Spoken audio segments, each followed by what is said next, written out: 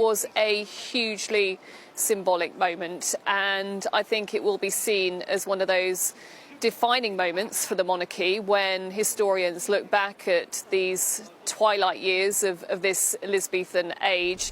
My lords, pray be seated. You know, there is so much history wrapped up in this. It's about the ability of Parliament only to meet when the monarch has called them. And of course, we live in different times, and the monarch's authority is used, but in the end, the speech is written by the government of the day.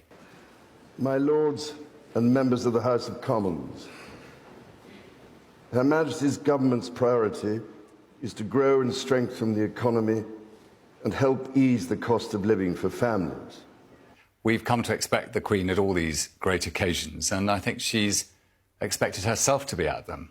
But she didn't feel able to do that today. And the Prince of Wales read out the speech, referring to Her Majesty's government instead of my government, of course. And he had his son at his side, making 2 councillors. And under the law, it's imperative to have 2 councillors to represent the Queen. So it's all been done entirely in accordance with the constitutional process. Parliament has been opened formally, and now the business of politics can return. There has been this softly approach to transition, and yes, we have seen younger members of the royal family already stepping up and helping the Queen. Things like Prince Charles laying her wreath at the cenotaph for Remembrance Sunday, other members of the royal family carrying out investitures and also doing those overseas tours on her behalf.